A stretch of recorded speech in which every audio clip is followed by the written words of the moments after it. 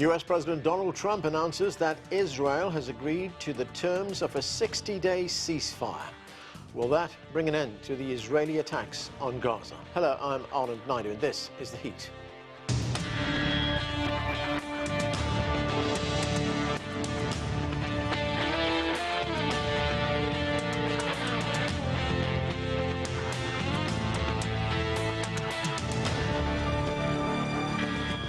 On Tuesday, U.S. President Donald Trump posted on social media that Israel has agreed to the terms for a 60-day ceasefire in Gaza.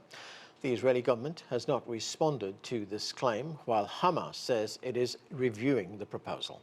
Meanwhile, Palestinians have come under regular attack while seeking aid at food distribution centers, with more than 600 Palestinians killed by Israeli defense forces since the end of May.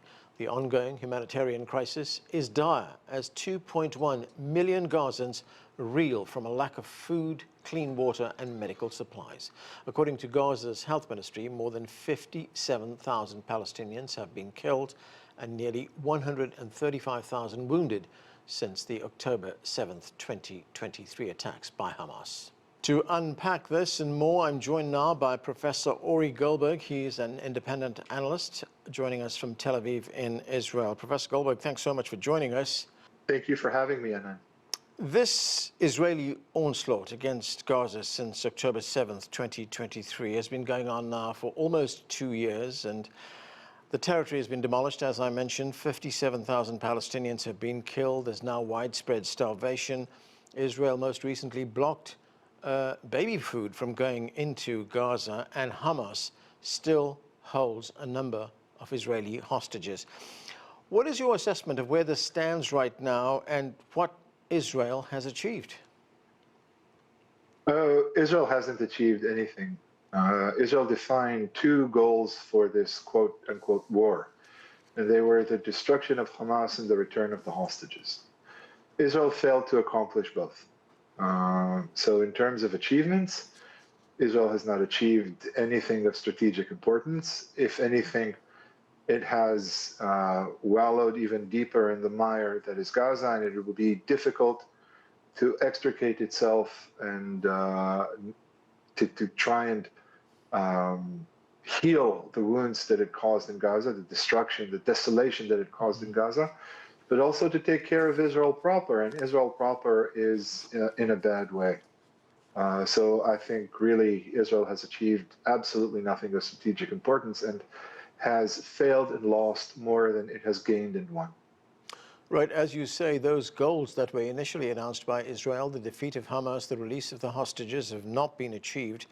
To what extent has all this carnage that we've seen, the death, the destruction and the crimes that we see about the political future of the Prime Minister, Benjamin Netanyahu? If he continues this war, that's how he stays in power. If he continues this war, then the hard right, religious settler right in his governing coalition will provide him with parliamentary support. If he stops this war, he will lose this parliamentary support, but he will receive backing from his opposition, at least until he calls for a national election. In any case, I think it's important to point out two things. First is that while a majority of Israelis apparently dislike Netanyahu and mistrust Netanyahu, they support his policies in Gaza. There are various ways of offering such support. They range between an awkward silence to an active embrace, but anyone who doesn't come directly out against these policies ultimately ends up supporting them. So Netanyahu stays in power because of this paradox. Israelis are protesting against him, but they support his policies. And no other Israeli leader at the moment has offered an alternative to what Netanyahu is offering. So a lot of Israelis who are uncommitted politically will say, why vote for a pale epigon when we can vote for the original? Now, one other controversial issue that's been discussed at length is whether this onslaught by Israel against the Palestinians in Gaza amounts to a genocide. Do you believe it amounts to a genocide? I do, and I think the great majority of genocide scholars and the international legal scholars all over the world believe so as well. I don't I wasn't sure of it at the beginning, and I'm still not sure whether Israel has a comprehensive plan in place. But the amount of time that has elapsed since Israel began its onslaught, as you call it, has transformed this onslaught into an effort that, if not always organized, is extremely consistent, tremendously documented, perhaps in unprecedented fashion, accompanied by any number of statements and pronouncements from Israeli officials, and very consistently, very diligently, if I may use that word in this context, involves the death of dozens and hundreds of Palestinians on a daily basis. Israel's allies, especially the United States and most members of the European Union, have done little or nothing, really, to stop what we are seeing happening to the Palestinians in Gaza. In fact, in many instances, they've encouraged it and have given Israel the weapons to carry out the killings that have been taking place there. How does one explain that? Well, nobody has actually done anything to help the Palestinians or to tamper the Israeli onslaught. And the reason is, as I think obvious as it is sad, because that is the way of the world. Palestinians are weak. They don't have a state. They don't have real standing in the international arena. They have been under Israeli occupation for nearly 60 years, and the Israeli narrative that presents them as a nation of would-be terrorists that must be overtly and violently restrained at all costs was only strengthened by the Hamas attack and massacre on October 7, 2023. Add that to the less tangible elements of the general convictions held by, let's call it, the global north with regard to the Muslim demons, the barbarians waiting at the gate, attacking, the last or the first bastion of quote-unquote Western civilization. I think a lot of support was directed towards Israel because of those reasons as well, not just because people thought that tactically or militarily Israel had a case. But I really think that the main reason has to do with the fact that the Palestinians, like other oppressed minorities, like the Kurds, for example, are the weakest link in the chain of national groups in the world, and nobody cares. Nobody cares enough to risk his own strength to help people who are disenfranchised to the extent the Palestinians are disenfranchised. Right, that is the international view in many instances, but you've also talked about the view inside Israel. In fact, you were reported in the online news site, the Daily Maverick, and I'm going to quote what you said there. You said, perhaps the most unshakable point in the official Israeli narrative, the one that's been thoroughly internalized by a great majority of Jewish Israelis, is that whatever happens in Gaza, whatever happens, is not Israel's fault. Every and all deaths in Gaza are not Israel's responsibility. They are the result of a conscious Palestinian choice, which is why, by the way, there are no innocents in Gaza. So tell us more about that mindset in Israel. It is as it is. Israelis really genuinely believe that Israel is doing everything it is doing in Gaza because it must. That is generally the Israeli narrative. We lash out, we use our power, our military might, only when we have to. The same logic was applied to Israel's strike on Iran. We had to because otherwise, within days, the Iranians would have constructed a nuclear device and used it against Israel. There's always an element of urgency and emergency as far as Israel is concerned. And in the Palestinian case, or in the Gazan case here, the fact that Hamas, and I'm using the language used by 5-year-old children, but that really is the way it is. The fact that Hamas started, of course, one might question whether this was the beginning or not, but that's neither here nor there now. The fact that Hamas started on October 7th provides Israel with perennial legitimacy to do whatever it feels it must do in order to defend its security. Hamas hides out among the civilian population, uses even innocent Palestinians as civilian shields, but as human shields. But even those human shields, if they wanted to, they could revolt or rebel against Hamas. And so many of them celebrated on October 7th.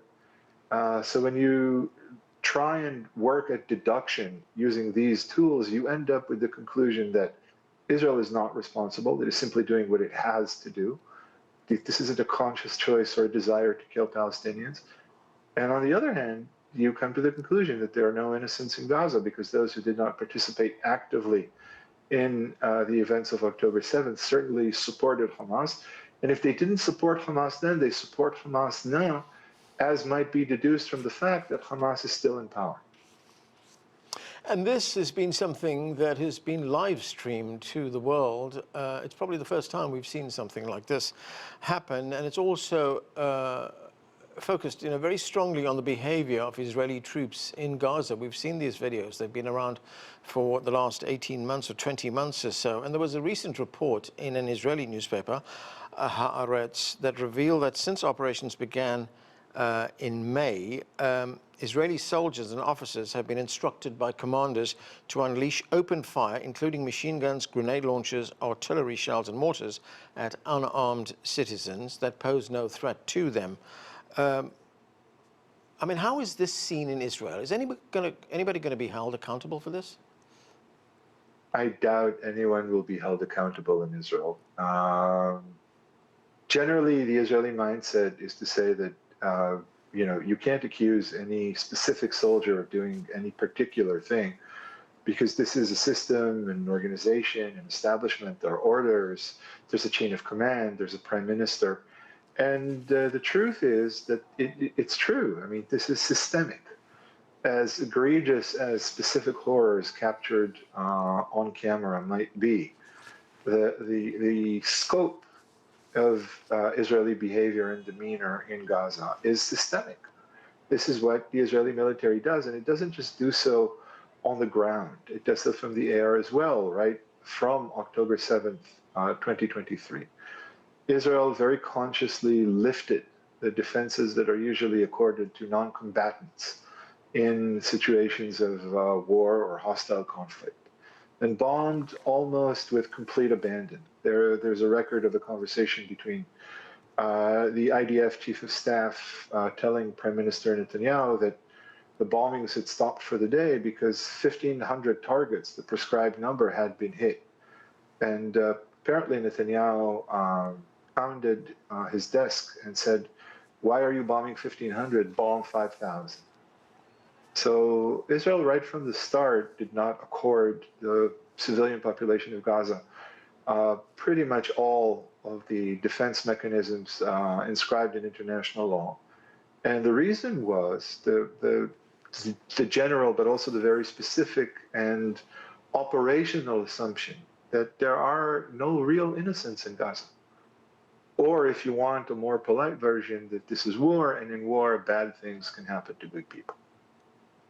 We've got a little bit of time left. I want to ask you about one of the most recent developments, and that is there are prospects now for a ceasefire, albeit a ceasefire for only 6 days. That was announced by President Trump on his social media site. He says Israel has agreed to the terms of that ceasefire. We're still waiting to hear from Hamas, and in fact, we're still waiting to hear officially from the Israelis as well.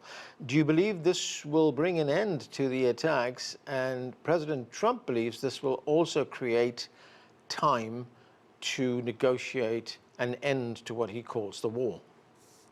I am cautiously optimistic. And the reason is not so much because Israel has seen the light, but because Israel has exhausted its options completely in Gaza. There's absolutely nothing Israel can do that will not be perceived as pure retribution and nothing else. There aren't even any pretenses of military achievements of destroying Hamas. This will now just be destruction, pure and simple, for destruction's sake.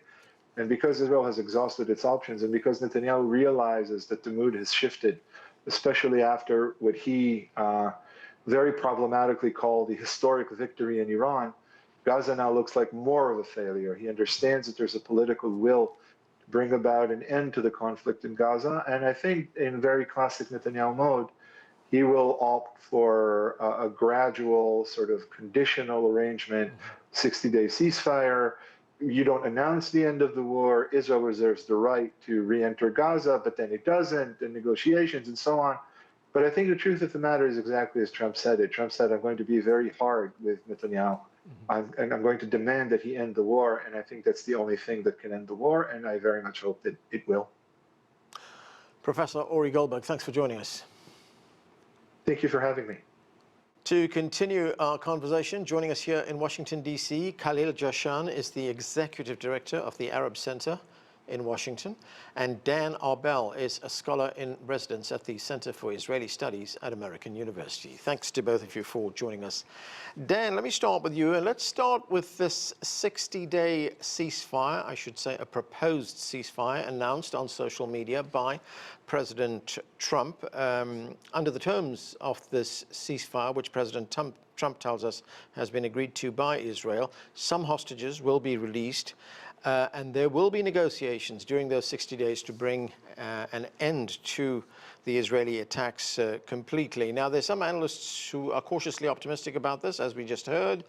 They say this whole because Prime Minister Netanyahu has run out of options on this. He has to agree to the ceasefire because he's not going to achieve anything more with more attacks. What is your view? Yeah, so it's an interesting development, and so far only Israel has agreed, according to the president, and we're now waiting to see what the Hamas response will be.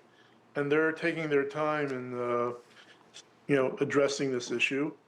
Certainly, this is far from ending the war, but it will give Hamas 60 days of rest, of a pause, and it will allow the release of at least 10 Israeli hostages that are alive, 8 on the first day and 2 on the last few days, allow the cessation of hostilities, allow for humanitarian aid to flow into Gaza. So again, it's not the most ideal situation. I would have liked to see an end of war completely and return of all hostages, but it is a step in the right direction. Netanyahu is, as you said, he's in a bind though, because on one hand, Trump is pressuring him.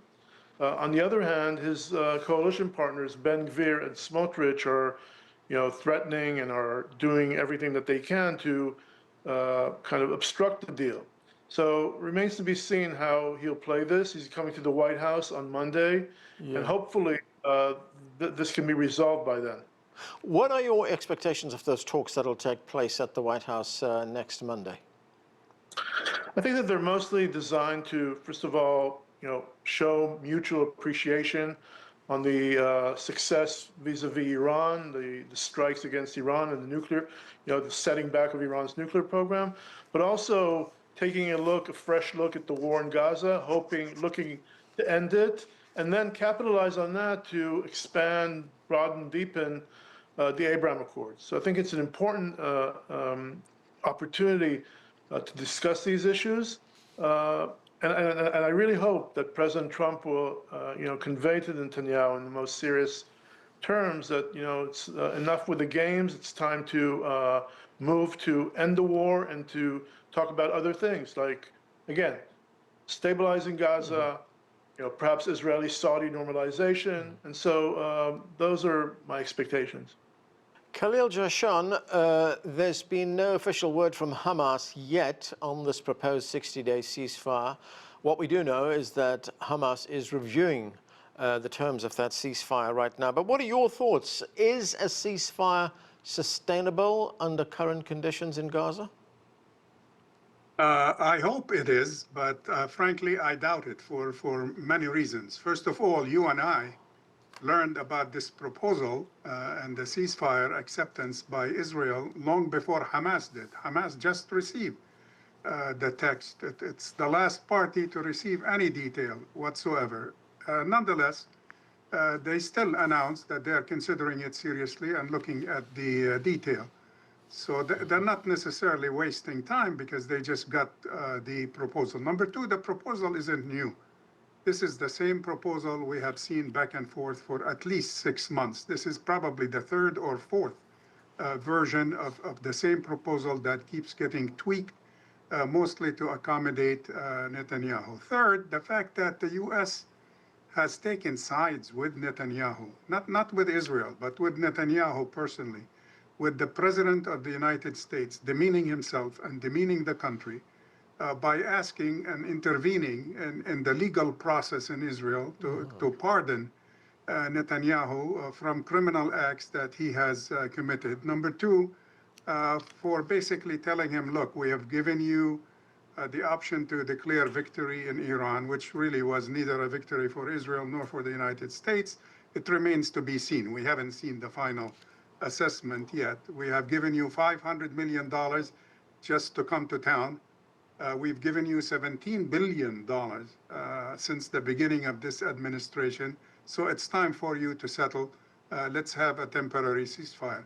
The problem, the reason mostly that I'm not confident that this would work is that although it's a one-way proposal, giving Israel everything it wants, it hasn't really given the Hamas what it needs to sign. Essentially, signing on this is a suicide pact by Hamas because the U.S. and the Israeli position have not changed not one iota. It's still to liquidate Hamas militarily and politically. Nobody in politics is willing to sign this type of pact. Dan Arbell, what is the situation inside Israel, domestically, for Prime Minister Netanyahu?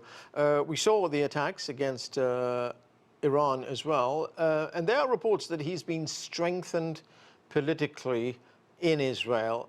Is he going to use some of that political capital to make the concessions that will be needed to stop the conflict in Gaza? Certainly he got a boost in the polls as a result of the campaign against Iran. Yeah. But by now, almost a week, more than a week later, we see that the numbers are back to what they were prior to the attack on Iran. So any talk that he would rush to declare snap elections right now are again being shelved because it does not look like he wants to go to elections at this point. I think he would want to go to elections after the war in Gaza, after there's substantial progress on the hostage issue and a ceasefire in Gaza. That would give him perhaps a platform to launch a campaign. Yeah. Look, Netanyahu's been on a campaign mode since October 7th, and he surprised everybody by remaining in power and continuing, and his party is doing well in the polls, but he still faces stern opposition for candidates like Naftali Bennett and others. So I think that he will carefully look at when it will be the best time for him to kind of announce new elections or go to new elections, and it's not going to happen anytime soon. The Knesset is going into a recess, a 3-month recess in August, and I think during that recess, he will make a decision. One other development, Dan, that's been making a lot of news around the world, Israel is, of course, as we know, has already been facing accusations of committing genocide in Gaza. But now the Israeli military has admitted to a report in the newspaper Haaretz that Israeli soldiers and officers had been ordered by commanders to open fire at unarmed Palestinians seeking food and other aid, even when Palestinians posed no threat. How is this being handled by the Israeli military and politically inside the country? First of all, these are very negative developments. It's a tragic situation, as I've said many times on your show before, of what is happening in Gaza and the suffering of ordinary Gazans. This report that you've mentioned in the Haaretz has been circulated quite a lot around the world and in Israel. And the IDF is said to be looking into this, investigating it, and it will publish the results of its investigation. Certainly, these are grave accusations and very serious ones. And if this is indeed proven to be true, I believe that it would be those responsible would be court-martialed, and there will be repercussions. But still, we're not there yet in terms of where the official line is on this issue. Right. Khaled Jashan, what is your view on this report in the Israeli newspaper Haaretz, and do you believe there will be accountability? Well, it confirms essentially what has been reported, despite the fact that Israel has prevented the international media, the Israeli media, which is dynamic, but prevented from covering events in Gaza, heavily censored, and therefore the news has not come out. Now, with the Haaretz report, I think finally there is evidence. The military, by the way, it's interesting that the Israeli military has not denied that the veracity of the report. It's the political echelon in Israel, the Prime Minister's office, that makes all the denials. So it has been confirmed, and it jibes with UN reports and other human rights organizations throughout the world. Let me say this about Netanyahu. Look, Netanyahu is a political animal, and he was actually born in 1949, and as Dan said, he's been in a campaign mode for a long time. I tell you, he's been in a campaign mode since 1950, since the age of one. Yeah. And that hasn't changed. But I think the change in Israel that you ask about is the fact that now there is a serious opposition, reshuffling of position. Eisenkot seems to be getting along with Bennett, trying to pressure Lapid to join him. Should that be the case, that might make a big difference in changing or bringing about a new Israeli government should Israel go into election soon, and seeking maybe an agreement with the Palestinian side. But the fact of the matter, to reach that type of agreement, Israel, whether right, left, or middle, has to change its position and accept the Palestinian side as a serious partner, whether it's Hamas or the PA. Yeah. Khalil, I've just got a couple of minutes left, and I have to ask you about the situation in the occupied West Bank right now. There have been attacks there for a very long time. Up to 1,000 Palestinians have been killed since October 7th, 2023. But there was a particularly egregious attack this past week when an entire village was razed by settlers. In fact, it led to confrontations between Israeli settlers and the Israeli military. What can you tell us about the situation there? The situation is not new. It's getting worse and worse. The Jewish settlers seem to basically feel their oaths at this time, encouraged probably by certain elements within the Netanyahu government. They seem to, accelerate and intensify their attacks, burning cars, burning homes, killing people, and basically not being challenged by the Israeli military. They even attacked an Israeli base in the West Bank because some charges were leveled at some of them for violating the law through this use of violence. But that's continuing. And again, it comes in the background of a government in Israel that is talking about annexing the West Bank instead of seeking peace with its inhabitants. All right, Dan, very quickly a response from you on the situation in the West Bank. And as I said, we are seeing a confrontation between these settlers and the Israeli military. Certainly, it's a very concerning issue, and I agree with Khalil. Those settlers are certainly getting they feel comfortable in doing so, knowing that there are far-right ministers in the government that encourage such actions. And this weekend, what we've seen is that not only attacking Palestinians, but also IDF officers and bases. And there is an investigation into this, but unfortunately, the Israeli authorities are kind of lax in their attitude and are not taking this too seriously. Hopefully, things will change, but I don't see it changing under this current government. Okay, and we need to leave it there. Dan Arbell, Khaled Jashan, thanks to both of you for joining us. That is it for this edition of The Heat. I'm Anand Naidu in Washington.